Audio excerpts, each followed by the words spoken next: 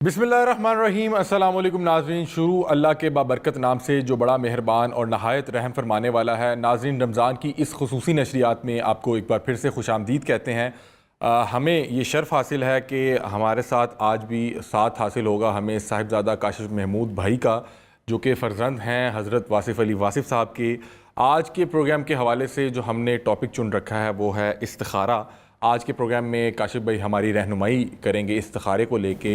इस्तिखारा किस तरह से किया जाता है और क्या इसका तरीक़ेकार है, और क्या अगर आप इस्तिखारा करना चाह रहे हैं या करवाना चाह रहे हैं तो क्या आपके लिए कोई और शख्स भी इस्तिखारा कर सकता है।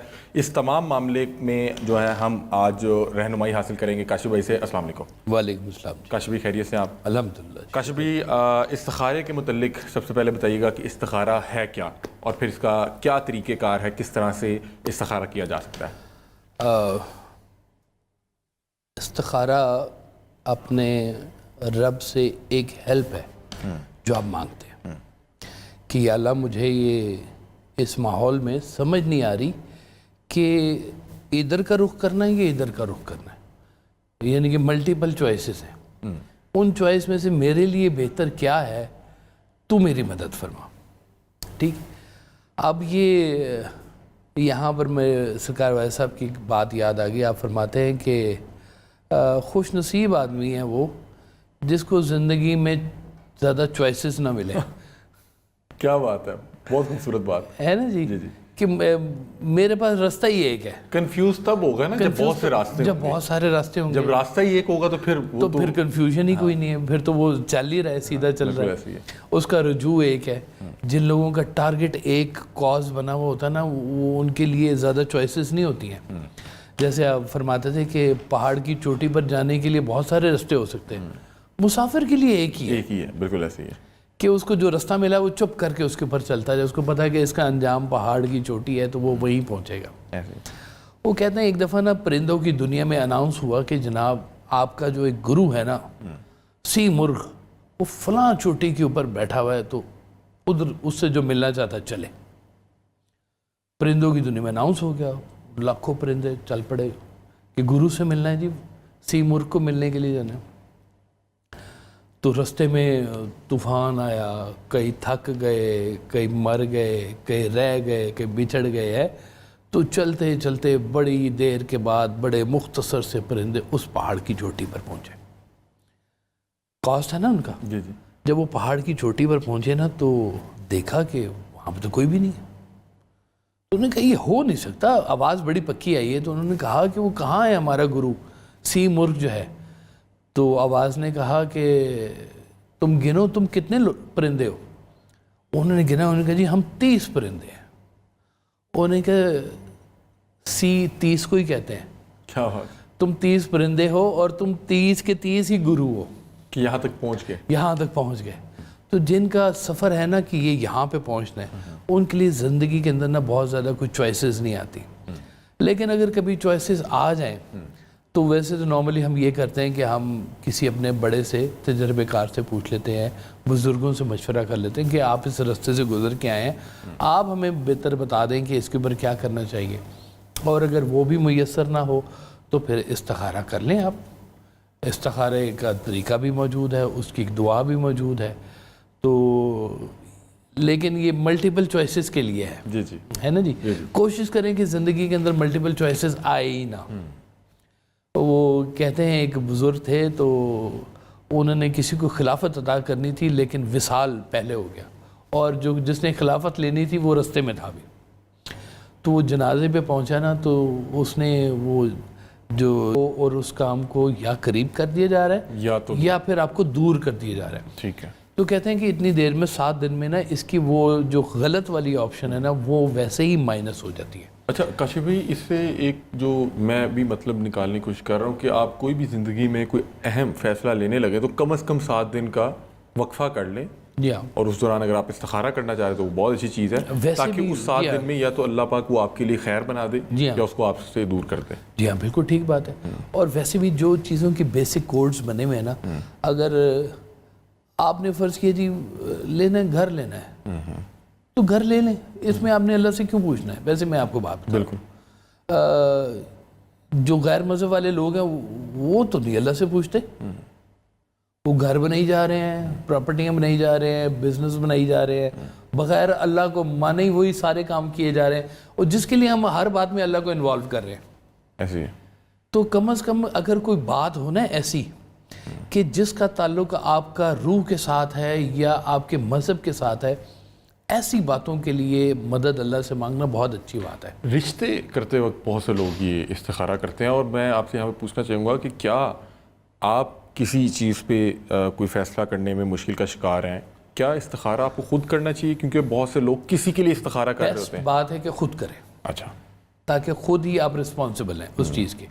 کیونکہ اب جب اللہ نے آپ کو نا ایک وہ بتا دیا ہے نا کہ یہ آپ کے لیے بہتر ہے, یا وہ آپشن آپ کے لیے کلیئر کر دی ہے, اور اس کے باوجود اگر آپ کہیں کہ نہیں میرا دل تو وہ تھا, کرنا میں نے وہی ہے, اللہ جو مرضی کہتا رہے, تو یہ تو آپ ڈبل گستاخی کریں. استغفر اللہ. پھر آپ نے اللہ سے مدد کیوں مانگی ہے؟ پھر جو چوائس ہے کر لیں آپ. آپ کا دل ہے, دل بھی بڑی قیمتی چیز ہوتی ہے. بالکل. آپ کا جو دل ہے آپ وہ کرنا چاہ رہے ہیں, آپ کر لیں اس کے اوپر. اس کی جو بھی کانسیکوینسز ہیں, میری چوائس, میری مرضی, میرے کانسیکوینسز, میں ذمہ دار. اس میں کون سی اتنی کوئی بڑی بات ہے؟ اور یہ زیادہ تو آپ نے بتایا کہ عشاء کے بعد سونے سے پہلے, سونے سے اور پہلے 7 دن. جی جی بالکل جی. یعنی کہ میکسیمم 7 دن کے بیچ میں آپ کو اس کا بہت واضح اور کلیئر جواب مل جاتا ہے. جی ٹھیک ہے. اچھا کاشف بھائی, بہت سے لوگ اپنی جو غیر شرعی خواہشات ہوتی ہیں ان کو لے کے بھی استخارہ کر رہے ہوتے ہیں, مطلب کہ بہت سے لوگ شعبے سے ہوتے ہیں کہ یہ ڈرامہ کیا جائے یا نہ کیا جائے. اس حوالے سے کیا کہیں گے کہ آپ اس طرح کی غیر شرعی خواہشات میں اللہ کی مدد طلب کر سکتے ہیں؟ کہ دعا تو نا چور بھی کرتا ہے, یا اللہ کو چنگا ہاتھ پوا دیں, ہے نا جی. جی جی. چور بھی دعا کر رہا ہے, اور جو بچنے والا ہے وہ بھی دعا کر رہا ہے کہ یا اللہ تو ہی حفاظت فرمانے والا ہے نا. کیا بات ہے, سبحان اللہ. تو آپ اپنے رجوع کو بھی دیکھیں کہ آپ کا, وہی میں نے کہا کہ آپ کا رجوع بھی نا جو ہے نا وہ بہت کلیئر ہونا چاہیے. اگر مقاصد دنیا ہے اور مقاصد فنا ہے تو آپ اللہ سے کیا مشورہ کریں کہ مجھے رشوت لینی چاہیے نہیں لینی چاہیے؟ اس کا تو اللہ نے واضح حکم دے رکھا ہے. جن چیزوں کا اللہ تعالیٰ نے واضح حکم دے کر رکھا ہے اس میں استخارہ آپ نے کیوں کرنا ہے؟ بالکل. آپ اللہ سے اس میں رعایت مانگ رہے ہیں, اس میں تو کوئی رعایت نہیں. شریعت تلوار ہے, وہ چل جاتی ہے, اس کے آگے کوئی نہیں رکتا. کہتے ہیں ننگی تلوار ہے شریعت جو ہے. تو آپ کے پاس اگر اس چیز کا کوئی حکم واضح موجود ہے تو پھر آپ جو ہے نا جی اس میں استخارہ مت کیجیے گا, وہ حکم فالو کریں. وہ جو باتیں آپ کو بتائی گئی ہیں نا, یہ کوئی دنیاوی علم نہیں ہے کہ جو آپ نے اٹین کیا ہے, یہ آفاقی علم ہے. وہ جو ادھر سے بات آئی ہوئی ہے نا, اس کے بیچ میں چوائس کوئی موجود نہیں ہے. وہ اللہ تعالیٰ نے جو باتیں آپ کو سمجھا دی ہوئی ہیں, ازلی ابدی باتیں ہیں, ان کے آگے کوئی جوڑ نہیں ہے اس کا. اچھا کاشف بھائی, کچھ لوگ کچھ پیسوں کے عوض کسی کو کہتے ہیں کہ جی ہم آپ کا استخارہ کر دیتے ہیں. آج کل ہم نے دیکھا ہے یہ بھی سہولت موجود ہے. تو یہ میں نے تو دیکھا ہے جی, وہ تو نا ایسے ٹیلی فون پر ہی وہ کہتے ہیں جی اچھا کام بتائیں, نام بتائیں, یہ کریں وہ کریں, اور دوران ٹیلی فون ہی وہ کہتے ہیں جی ہم نے استخارہ کر لیا, اب یہ کر لیں. یہ تو بڑا کوئک نہیں ہوگا, یہ کیا معاملہ ہے؟ میرے خیال میں بڑی شارٹ کٹ نکل آیا ہوا اس کا. نہیں ہے دیکھیں,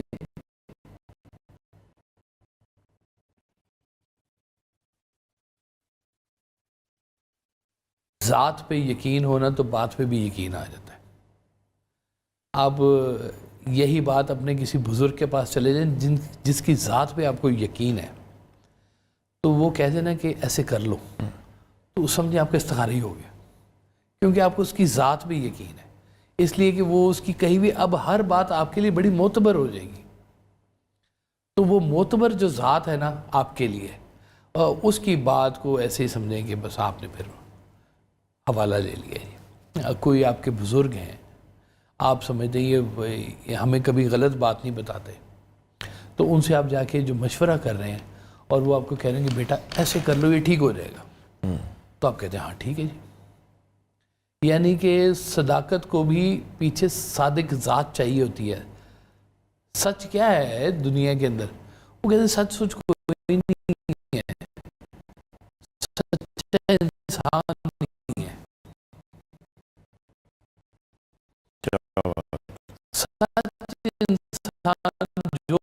بولے گا نا سچا انسان وہ سچ ہی ہے. وہی سچ ہے.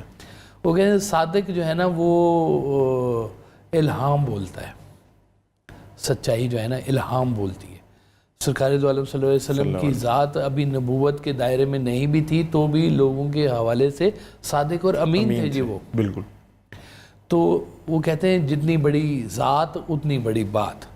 اگر آپ کی اپنی زندگی میں آپ کا کوئی گرو ہے, کوئی مرشد ہے, تو آپ ان سے پوچھیں, ان سے راہ لیں. وہ ان کے پاس دنیا کا علم بھی ہوتا ہے اور ان کے پاس روح کا علم بھی ہوتا ہے اور ان کے پاس شریعت کا علم بھی ہوتا ہے. وہ شریعت کے علم سے, دنیا کے علم سے آپ کے لیے کوئی رستہ واضح کر دیتے ہیں, منتخب کر دیتے ہیں. آپ چپکے سے چلتے رہیں اس کے اوپر, وہ اس میں بڑی عافیت ہوتی ہے آپ کے لیے. میں کبھی مجھے پوچھتے ہیں نا تو میں کہتا ہوں مجھے سرکار صاحب کی جو ظاہری زندگی تھی نا اور اب والی زندگی میں یہ میں بڑی کمی محسوس کرتا ہوں کہ مجھے فیصلے اب خود کرنے پڑتے ہیں. اس وقت مجھے بڑی سہولت تھی فیصلہ خود نہیں کرنا, جو والد میں جا کے ان سے پوچھ لیتا تھا. وہ کہتے تھے ایسے کر لو, تو بس میں کہتا تھا اوکے فائنل ہوگی بات, آپ نے کہہ دیا تو ختم. میں نے کبھی استخارہ نہیں کیا تھا, نہ مجھے کبھی ضرورت پڑی. تو میرے لیے جو باتیں موجود ہیں آپ کی, جو آپ نے فرمودات مجھے کہے ہوئے ہیں, تو میرا اس ذات پہ یقین ہے کہ انہوں نے زندگی میں, حالانکہ یہ بیٹا باپ کے بارے میں بڑا مشکل یہ باتیں کرتا ہے, لیکن وہ ذات ہی ایسی تھی کہ ان کی ظاہری اور باطنی زندگی کے اندر کوئی فرق نہیں تھا. میں نے ان کو کبھی زندگی میں جھوٹ بولتے نہیں دیکھا, چھوٹا سا بھی جھوٹ بولتے نہیں دیکھا. تو میرا بہت یقین تھا ان کے اوپر. تو ہر بچے کا اپنے والد کے اوپر کچھ نہ کچھ ہوتا ہی ہے یقین, جب تک کہ وہ والد کو ایسی حرکت نہ کرے کہ بچے کے یقین کو شیٹر کرے. والدین کا یقین ہوتا ہے, بچے ٹرسٹ کرتے ہیں ان کے اوپر. تو وہ والدین جو ہے وہ چاہتے بھی ہیں کہ ہمارے بچے کو کوئی نقصان نہ ہو, بلکہ خود روک رہے ہوتے ہیں بیٹا یہ نہ کرنا, اس کا انجام یہ نکلے گا. بالکل. تو انجام بخیر کی دعا کرنی چاہیے. اچھا کاشف بھائی, بہت سے لوگ ہم نے دیکھا کہ یہ لوگ جو ہیں اولیاء اللہ کا روپ دھار کے لوگوں کو بیوقوف بھی بنا رہے ہوتے ہیں, اور انہوں نے ایک کاروبار اپنا چلایا ہوتا ہے اور ان کے پاس کوئی ایسی چیز نہیں ہوتی, لیکن ایک وہ لوگوں کے اعتبار کو ٹھیس پہنچا رہے ہوتے ہیں. اگر کوئی شخص کسی کو مطلب کہ کوئی چاہتا ہے کہ اس کے لیے وہ استخارہ کر دے اور وہ جان بوجھ کے اس کو غلط گائیڈ کرے, تو یہ ایک تو جھوٹ بولا اور دوسرا آپ نے شاید اللہ کے ساتھ جھوٹ باندھ کے بولا, کیونکہ وہ اللہ سے مدد طلب کر رہا ہے. جی وہ حضرت میاں میر نے ایک کہانی سنائی ہوئی ہے جی, بڑی مزے کی, کہ ایک تھا شخص بڑا درویش تھا, لیکن وہ درویش ہو گیا تھا. پہلے وہ شکاری تھا. اچھا. تو وہ درویش بیٹھا ہوا تھا تو دیکھا ایک بڑا خوبصورت پرندہ نا اس کو درخت پہ نظر آیا, تو اندر سے اس کے نا شکاری جاگا. تو وہ اندر گیا, فٹافٹ اپنا پرانا تیر کمان نکالا اور اس نے مارا, پرندہ نیچے آ گیا. تو پرندہ نہ بولا, اس نے کہا کہ تو نے نا مجھے دھوکہ دیا ہے, میں تجھے درویش سمجھتا رہا, تو بیچ میں سے شکاری نکلا. اگر تو شکاری کے روپ میں آتا نا تو میں اپنا بندوبست کر لیتا. تو میں نے سمجھا شاید تو درویش ہے. تو یہ اس طرح کے درویشی لباس اوڑے ہوئے جو لوگ ہیں نا, جو شکاری بیٹھے ہیں, جو شکاری اندر سے بیٹھے ہوئے ہیں, یہ ان کا انجام بھی پھر ویسا ہی ہے. لیکن پھر میں آپ کو ایک بات بتا دوں کہ یہ والا شعبہ نا غلط نہیں ہے درویشوں کا, یہ لباس غلط نہیں ہے. ہاں غلط لوگ اس کو کئی پہن کے بیٹھے ہوئے ہیں, لیکن وہ اس لیے پہن کے بیٹھے ہوئے کہ لباس سچا ہے. سچوں نے اس کے اندر اتنی سچائی پیدا کر رکھی ہوئی ہے کہ غلط لوگ بھی اس طرح کا لباس پہن کے تو وہ ویسا ایکٹ کرنا شروع ہو گئے ہیں, اس لیے کہ لوگوں کو یقین ہے ابھی بھی کہ یہ لباس کے اندر کہیں سچائی موجود ہے, درویشی لباس کے اندر. تو جن لوگوں کا فیتھ پکا ہے نا, میں آپ کو بات بتاؤں, اللہ تعالیٰ ان کو زیادہ دیر نا ان میں رہنے نہیں دیتا, نکال لیتا ہے. اگر سچا ہونا انسان خود اور سچائی کی تلاش میں ہو. دیکھیں اس وقت درویشوں سے لوگ لینے کیا جاتے ہیں, دنیا. وہ بھی دنیا داری کر رہے ہیں, کسی پسوڑی میں پھنسے ہوں گے نا. ہم لوگ تو پتہ ہے دعا بھی نا ان چیزوں کی کرتے ہیں جس کو ہم خود نہیں حاصل کر سکتے. میں اگر اس چیز کو اٹھا کے یہاں پہ یہاں رکھ لوں گا تو میں دعا نہیں کروں گا کہ یا اللہ یہ چیز اٹھ کے ادھر سے ادھر آ جائے. میں اس کو اٹھاؤں گا ادھر رکھ لوں گا. اس کے لیے دعا نہیں میں مانگتا. میں دعا کس چیز کے لیے مانگوں گا؟ اس چیز کے لیے میں دعا مانگوں گا کہ جس کے بارے میں مجھے پتا ہے میں خود میرے دائرہ اختیار سے باہر ہے. یہ غور کریں آپ ذرا. بالکل آپ نے فرمایا تو میں نے فوراً یہ سوچا ہے کہ ہم ہمیشہ اسی چیز کی دعا کر رہے ہوتے ہیں جو ہمارے حاصل میں نہیں ہوتی, جو ہمارے حاصل میں نہیں ہے, اور جس کو حاصل کرنے کے لیے ہم کہتے ہیں کہ یا اللہ تیری ایڈ کی ضرورت ہے, انٹروین کر اس معاملے کے اندر, ہے ہماری مدد فرمائے اس کے اندر. اور ہم ان چیزوں کے لیے دعا کر رہے ہوتے ہیں کہ یا اللہ مجھے اتنے پیسے چاہیے. بھائی اگر میں خود کما سکتا ہوتا تو شاید میں اللہ سے دعا ہی نہ کرتا. یہ فیکٹ ہے. آپ اس کو نا ہیومن نیچر کے ساتھ ذرا کہیں کولیبریٹ کریں نا, آپ کو سمجھ میں آئے گی کہ ہماری دعائیں ان چیزوں کے اوپر ہیں جن کو ہم ظاہری طور پہ خود نہیں حاصل کر سکتے.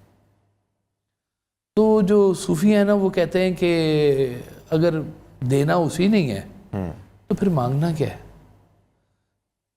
سمجھ نہیں بات. وہ کہتے ہیں وہ جو دے گا تو ہم قبول کر لیں گے, نہیں دے گا تو اس کی مرضی, کوئی شکوہ نہیں, کوئی شکوہ نہیں ہے اس میں. تو اب وہ کہتے ہیں کہ جی مانگو, جوتے کا تسمہ بھی مانگنا چاہیے, ہے جی ہے نا جی اس میں. تو تسمے مانگنے والی بہت چھوٹی چیز ہے. وہ اتنی بڑی ذات سے تم تسمے مانگو گے, کمال بات ہے. کیا بات. اب مانگنا ہے تو پھر بڑی چیز مانگو ہے. اور سب سے بڑی بات پتہ کیا ہوتی ہے کہ مانگنا ہے تو اس سے اس کے حبیب کی محبت مانگو اور کچھ نہ مانگو. کیا بات.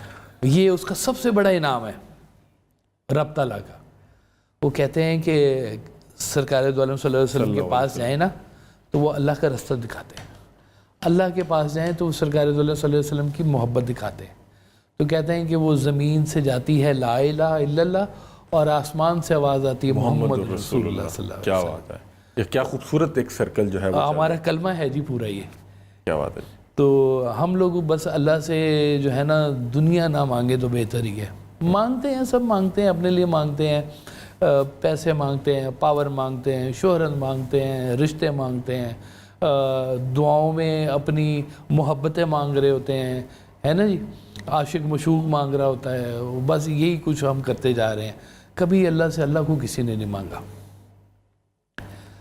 وہ ایک کہتے ہیں وہ بیٹھا ہوا تھا نا عابد, تو فرشتہ گزرا, اس نے کہا کہ جی میں جا رہا ہوں اوپر, بتائیں مجھے کوئی بات. اس نے کہا ہاں میری یہ خواہش نمبر 1 2 4 ہے. تو اس نے کہا اچھا مجھے سمجھ آ گئی ہے کہ میں اللہ کو بتا دوں گا کہ اللہ تیرے علاوہ سب کچھ چاہیے, سب کچھ چاہیے. تو اللہ سے اللہ مانگنا بہت اچھی بات ہے. اللہ سے اللہ کے حبیب کی محبت مانگنا سب سے بڑی بات ہے. تو یہ مانگے.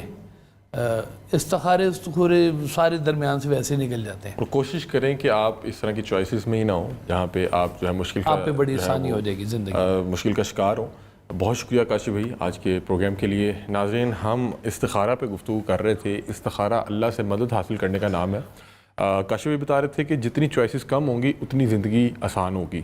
لیکن اگر آپ کو کہ 2 راستوں میں سے ایک چننا پڑ جائے اور دونوں راستے سیدھے ہوں اور سچ کے راستے ہوں تو آپ کے لیے بالکل آپشن موجود ہے کہ آپ اللہ سے مدد مانگ سکتے ہیں. اور انہوں نے بتایا بہت سے لوگ دنیاوی خواہشات اور بہت سی ایسی خواہشات جو غیر شرعی ہوتی ہیں ان کو لے کے استخارہ کر رہے ہوتے ہیں. نارملی میرا جہاں تک خیال ہے اور جہاں تک مجھے آج کی گفتگو سے پتہ لگا کہ اگر آپ اپنے لیے اللہ سے مدد مانگ رہے ہیں تو کوشش کریں یہ خود ہی یہ پریکٹس کریں, خود ہی یہ دعا کریں. 3 سے لے کے 7 دن تک بتا رہے ہیں کہ آپ عشاء کی نماز کے بعد جو ہے اس دعا کو پڑھیں, نفل کے بعد جو ہے 2 نفل حاجت کے, اور اس کے بعد اسی جگہ پہ سو جائیں. انشاءاللہ اللہ پاک آپ کو کوئی اشارتاً یا ویسے جس چیز کے متعلق آپ ابہام کا شکار ہیں تو آپ جب اللہ سے دعا کر رہے ہیں کہ یا اللہ اگر اس میں میرے لیے خیر ہے تو میرے قریب کر دے, اور اگر اس میں کوئی شر ہے تو میرے سے دور کر دے, تو اس 7 دن کے دوران اگر تو آپ کے لیے خیر والی چیز ہوگی تو آپ کے قریب آ جائے گی, یا آپ کو اس کے متعلق کوئی اشارہ مل جائے گا. اور اگر اس میں خیر نہیں ہوئی آپ کے لیے یا اس میں شر موجود ہوا تو یا تو وہ خود ہی دور ہو جائے گی یا آپ کو کوئی اس طرح کی چیز یا کوئی آپ کو محسوس ہوگا. بتا رہے ہیں کہ آپ جاگیں گے, ہوش میں آئیں گے تو آپ کو ایک عجیب سی کیفیت ہوگی, تو آپ کو اس سے پتہ لگ جائے گا کہ شاید مجھے اس سے روکا جا رہا ہے.